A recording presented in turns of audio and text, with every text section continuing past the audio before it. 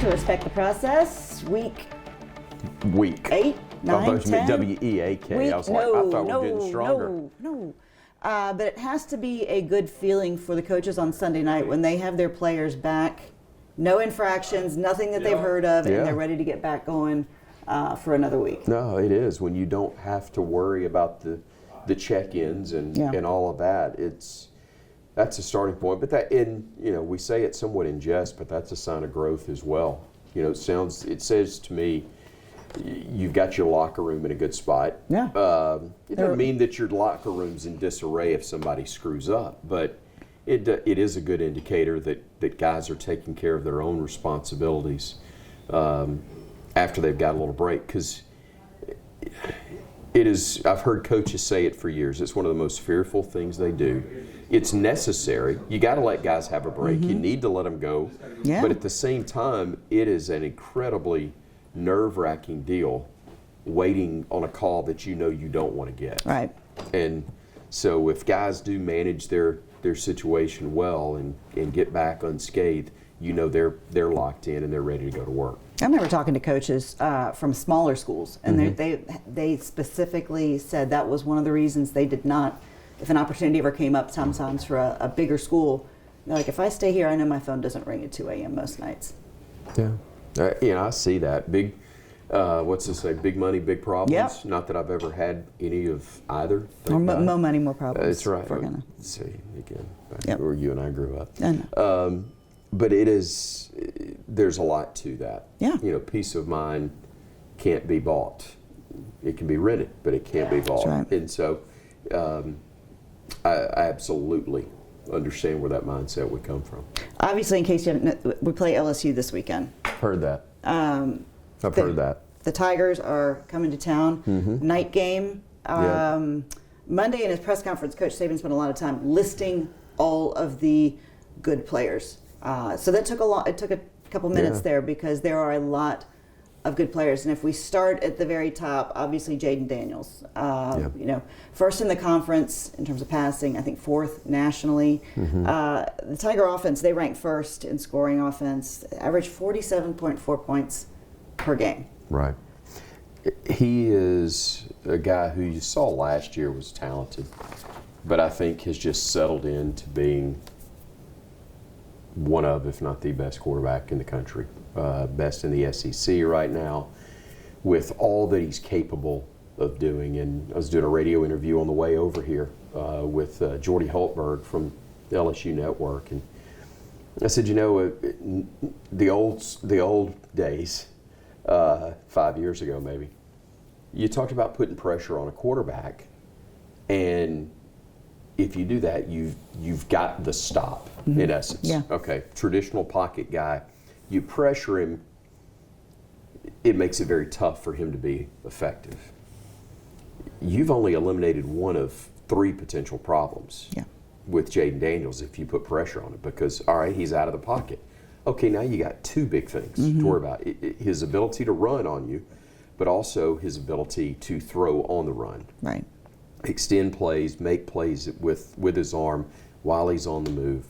It's a very tough line to walk of not allowing him to sit in the pocket and pick you apart, but also not selling out on pressure to the point that you lose contain and lose sight on him. And oh, by the way, even if he's flushed, you've got to play your assignment in the secondary. Yes, it may be easy to want to cheat up and help with the run stop if you think he's going to run, but if you do, he'll throw one over your head to a guy who's going to break off his route. It's a very tough ask of any defense, but if there is one that's equipped to manage it, I really do believe it's Alabama's. I think that they've got personnel, speed, and now a little better understanding of their assignments to where they can give Daniels and LSU all they want. Is what we see from Jaden Daniels this year, could we possibly see that from Jalen Milroe next year? That's a great point. The short answer is yes. I think Jalen, because of his strength, is even more dangerous potentially on the upside than Jaden Daniels, because Jaden Daniels can elude you, and he can throw. Milroe can throw it. He can elude you, but he can punish you as well. I mean, he's one of the strongest guys, pound for pound, that you'll find on that roster. He is really tough, and I think as his confidence grows, you know, this is the type of thing we used to talk about. I probably mentioned this a couple of weeks ago. Another back in the day type of thing. You look at Jalen Milroe, and you're talking about what his potential is going to be. You're excited about where he is now, but you're really thinking about what the finished product's going to look like by the time he's end of his junior or senior year. Nobody does that anymore, especially when you've had the quarterbacks in succession of Jalen, Tua, Mac, and Bryce. Right. 4 starters in the National Football League. And that's what he's asked to be, but it's very tough. I think he can be there. I think he's got the tools and the skill to be every bit as dynamic as those 4 guys were. He's different, you know, from each of those 4, really different in their own way, and 5 when you count Milroe in that mix. But I think he's got a chance to be every bit as dangerous in an Alabama uniform as those other 4 guys were. People are patient, and you continue to grow and get pieces around him. You know, look, Jalen Hurts and Tua were phenomenal, and they're doing it in the National Football League. Yeah. But they're doing it in the NFL the way they were in college, with NFL receivers around them. Right. They had that available to them. Mac had that, you know, not as many, but Mac had it. Bryce didn't have that luxury, and that's why, as good as he was, I think it's a major part of the reason Bama couldn't win at all with him as a quarterback. I don't know that Jalen has that available to him. But I think he is going to get better and better. I think we're seeing it already. And I'm excited about what Saturday looks like with him handling that. But I'm really excited to see what he's going to look like in 12 months. You know, and that's one thing, when they commit to come play at the University of Alabama, I think they know what they're getting into. But until they get on campus and actually get into, they don't, and maybe because they're 18 and they have a layer of naivety, ignorance, whatever you want to call it, they don't know what the comparison is actually going to be like, because they are always going to be compared to either a team of the past or a player of the past. Yeah. I was laughing at the beginning because I was hearing Jim Mora, the famous interview. You think you know, but you don't know. No. And you don't until you get there, until you see it. I mean, Alvin Kamara talked about, he goes, I'm sitting there, I'm thinking, I'm this guy that ain't sitting. You know, I'm going to come in, I'm going to play. And he goes, I look around the room and I'm going, I got no shot. I got to get out of here. And that's why he wound up in Knoxville. I mean, it was tough with the guys that he had there at that time to try to get on the field. It's why Alabama was so good, because that 1-against-1 was an NFL corner against an NFL wideout. Yeah. NFL D lineman against an NFL offensive lineman. Bama's still really good. Top 10 in the country, 8th according to the first, almost said BCS, but according to the first CFP ranking. But 8th rather than clear cut, top 3, top 4. Still think they can get there. Work to be done, but it is really,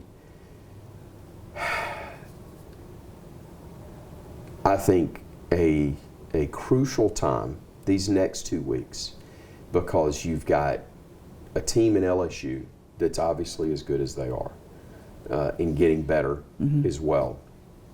And this one will go a long way towards deciding who wins the West and represents the division in the SEC championship game. But even if you win it, you got a really dangerous game in Lexington next week. Because I don't think Kentucky, head up, Alabama's better than Kentucky. Right. But Kentucky losing to Tennessee, who Alabama just beat by a couple of scores, if you're not mentally, let's say you do beat LSU, are you mentally focused to come back down to earth, go on the road to a place you don't go very often, where Alabama historically has been really good, and face a team that is good enough to beat you? Yeah. If you play down to the level you have a couple of times this year. You throw the Texas, probably the Texas, definitely the South Florida effort out there against Kentucky. Regardless of what you do this weekend, you're walking out of there with a loss. So this is a huge game. It's a huge weekend deciding where you are going forward, but can you stay focused to do it for a couple of straight weeks before you come home to play your last regular season game with Chattanooga? Well, I mean, it's like Saban himself has said that, the ranking means nothing if you don't win the next game. Right. So we'll talk a little bit about the CFP numbers that came out in just a little bit, but there is a lot of stake this weekend. Yeah. There are a lot of implications. It's like you said, win this game, the road to Atlanta is a little bit more clear-cut. Sure. By eliminating LSU in terms of the division champion. For Jaden Daniels, a lot of eyes are going to be on him for the Heisman watch because this is the best defense he will go against. I don't think there's any doubt. And look, Alabama's defense has enough guys on it, a bunch of them, that were a part of last year and were really disappointed they let that one go away. It was, they've avenged one in Tennessee, had to fight like crazy. I know won it, obviously by a couple of scores, but had to work to get it there after looking bad in the first half.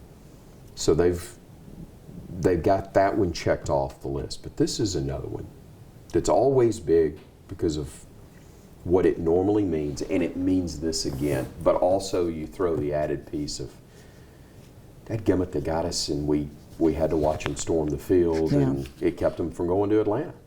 So can you get that fixed and make sure that these last two conference games are ones that allow you to play from ahead rather than behind in terms of the division standings? Well, and so much for Alabama's defense, it's not even going to be stopping LSU, it's going to just be limiting them. Exactly. You're going to have to figure out a way to combat these numbers, because when you look at just what the wide receivers have done, Malik Neighbors, 56 receptions, 9 touchdowns. And, and he's number 1 in the conference. Number 2 is Brian Thomas Jr., and he has 11 TDs. And just in the top 5, they have 2 receivers. And then they have, Kyron Lacey and Mason Taylor. So many weapons. Right. But I think if you're going to have to lean into this game, you're going to want to lean on Alabama's defense. You're telling me this won't be another 9-6 game like we saw in the... I'm not saying anything. Okay. I've seen crazy stuff happen. Yeah. I will place whatever wager you'd like on it not being 9-6. Yes. However, I don't think this is going to be last year either, where they're getting up and down the field and, it's out of whack offensively. I think this will be... I think if somebody gets to 30, they're winning it. I'm not going to be shocked if it's a 28-24, 27-21 type deal. I think you're going to see some points scored, but I don't think it's going to be just the absolute track meet that we've seen. From Alabama's perspective, I don't think you can afford that, although the LSU defense, especially the secondary, has been burned bad. Yeah. And if Jalen can do what he's done this year, and that's get guys behind that secondary and give him just enough time, then they could have a big day. Well, and you look at it, it's almost a matchup of inconsistencies when you have Alabama's offense and LSU's defense. Right. Because I think that's really the biggest question of the game. What is going to decide this? The 2 strengths of the 2 teams? Because if you were to put LSU's offense and Alabama's defense together, give me any other team in college football. Yeah. Maybe even the Bears or any other. The Bears. But it's either going to be strength versus strength or weakness versus weakness. That's going to, I think, determine. And this is another week. We bring it up every week. It hasn't really been as much of a factor, or at least coming down to a final kick. But special teams big again when you've got the two that are like they are. And again, Alabama will put their specialists against any two anywhere. They've just been that good. And again, Kool-Aid's got to get it done in the return game from a punt return standpoint. You can't afford to have any mistakes there. We've survived it a time or two, but you can't have it in a game like this. And that is an area that we have not seen. We have not seen a touchdown return, a kickoff return for a touchdown. Had one called back. Okay, that's right, and a punt return for a touchdown. Yeah. Would we possibly see a change when it comes to any sort of special teams? The punt return, I think there's the potential for that if there's another bad hiccup that results in a change of possession. Obviously, this is not just a show up and see what happens in a game. This is something that you've looked at in practice, you've looked at in the spring. They've gone through a lot of different live situations to determine that Kool-Aid gives them the best chance. Yeah.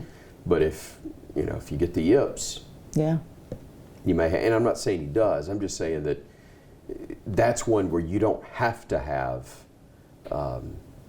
big returns. You just can't make big mistakes.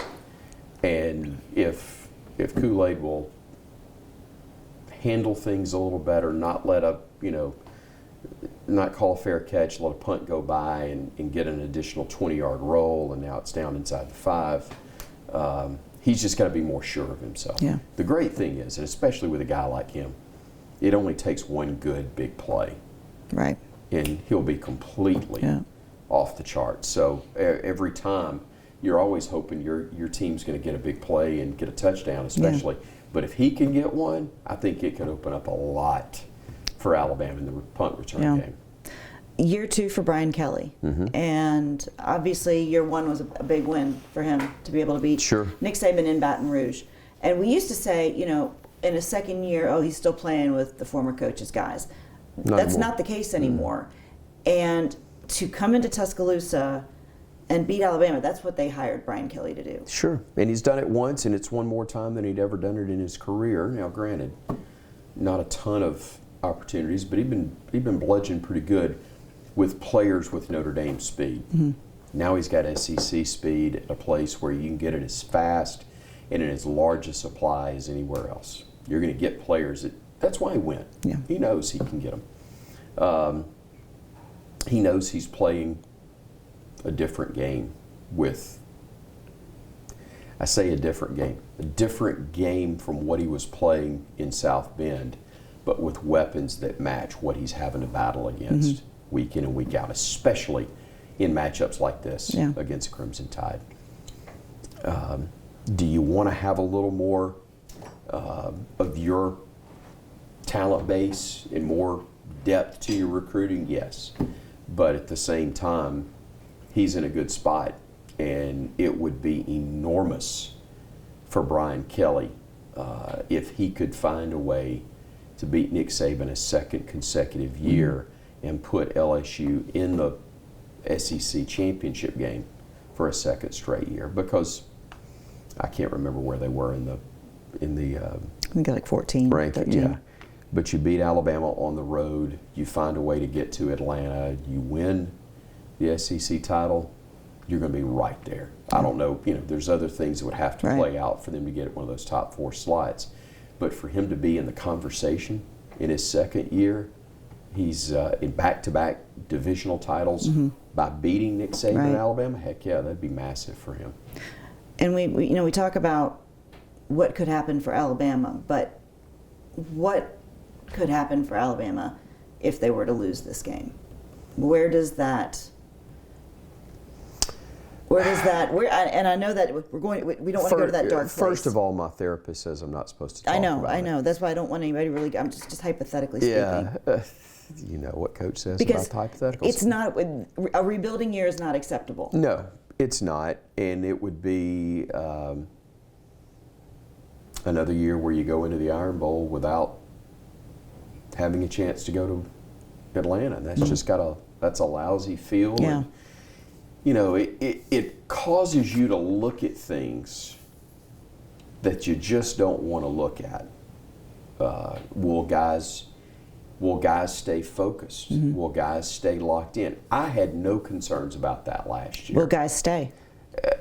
But I had no concerns about that because I knew Bryce Young and Will Anderson were the two leaders on that team that were not going to let everybody else check out. Right. There's not that type of dynamic again. I'm not saying you don't have leaders on that team. Or even yet. Correct. But it's not you don't have potentially the top 2 picks in the NFL draft on your roster, one on each side of the ball, and 2 of the best leaders you've ever had. Okay?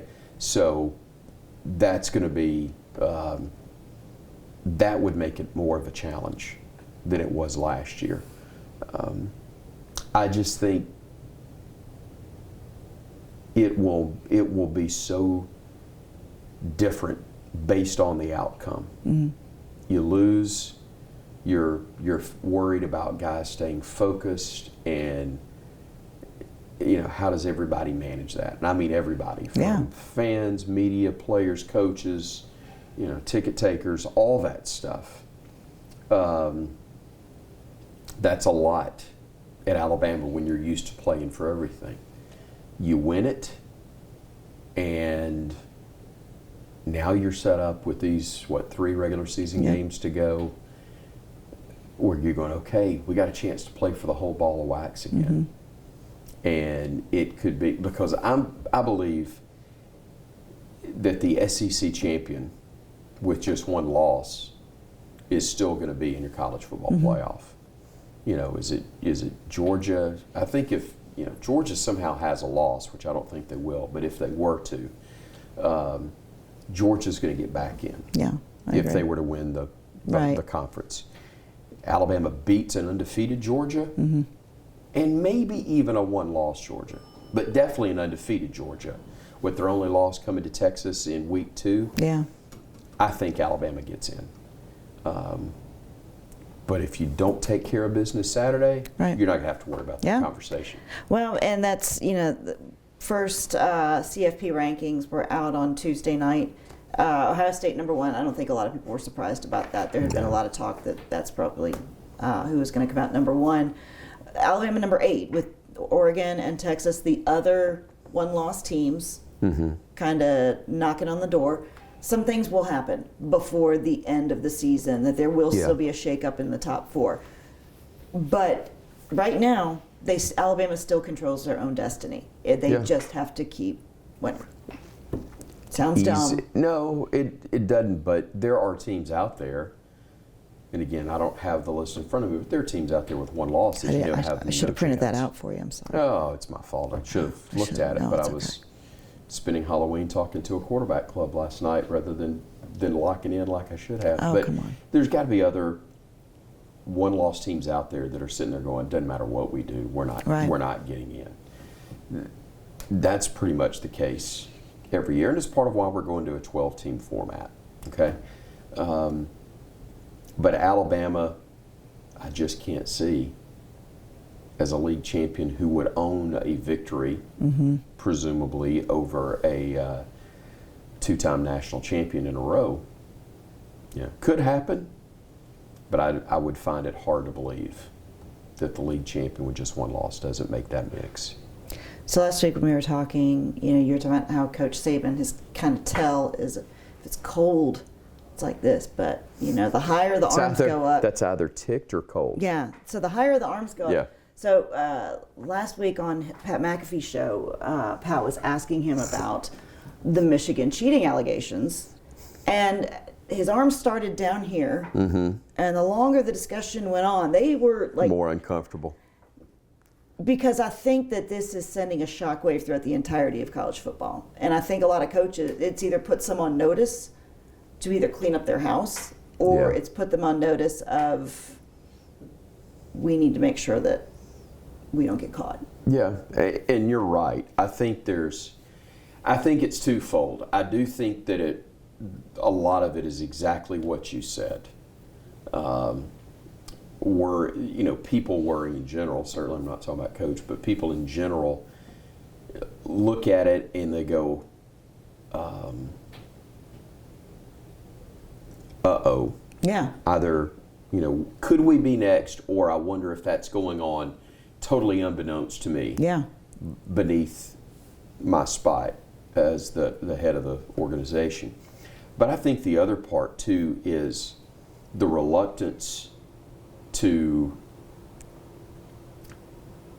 bash somebody else when you know you don't know all the facts. Exactly. And so you're expected, especially in this role with what he does on McAfee Show, and I don't watch it, but I've seen clips.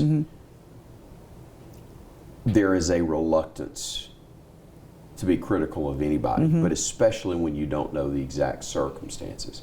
And I think that's as much as anything where the uncomfortable look comes from him. Not necessarily, they're on to me.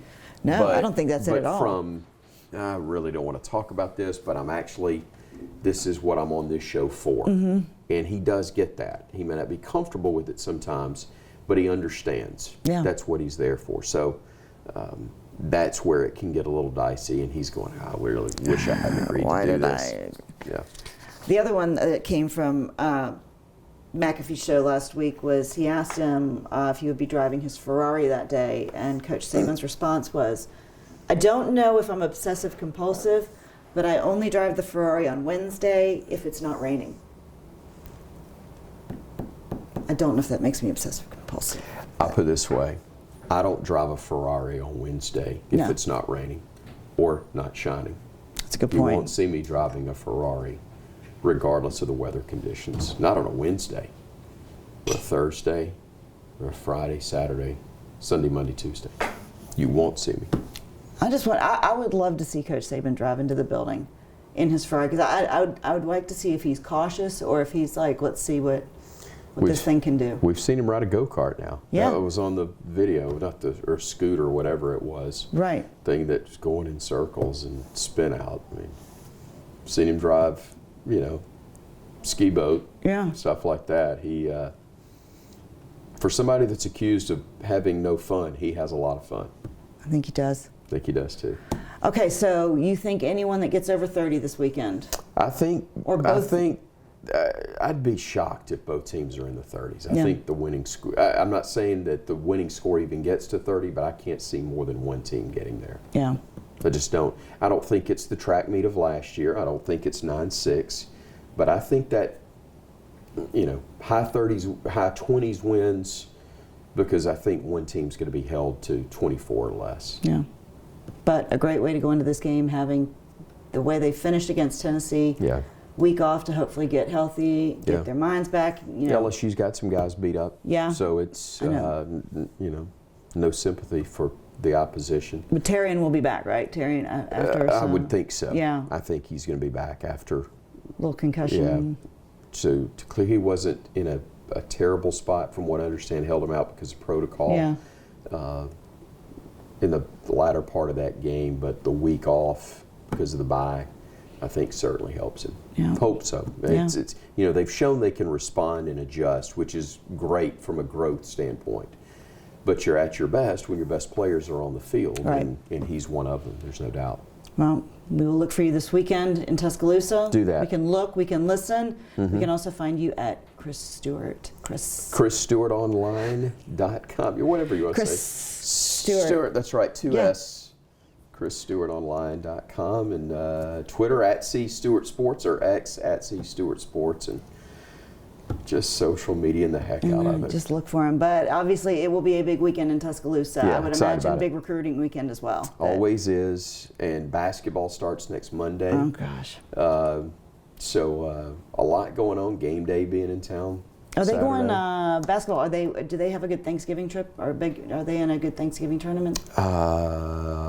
The week of the Iron Bowl, which is Thanksgiving week, I'm going to actually get to do the Thursday game, I believe, against Oklahoma. Okay. No, it's a Friday game. I'm sorry. It's down in Destin. Nice. They're playing at, I think it's Northwest Florida Community College. Playing in there, from what I understand, sold out or close to it. Now, not a massive arena, but a good size facility. And I think Oregon, and I've drawn a blank on who the fourth team is, but it's 4 good power conference teams that are there, and great that Bama fans can be around the holidays and go see them. I know. I was just making sure they were giving you at least a good Thanksgiving or Christmas trip. I might have to get down there a tad early. Well, have Thanksgiving to prepare. near the beach. Oh, sure, it's all prepped. I know. Okay, well, we look forward to seeing you and listening to you this weekend. Thank you much. And we hopefully look forward to hearing a spirited Roll Tide. Respect the process. We will see you back next week. Chris Stewart, Kelly Hunter, take care. Bye-bye.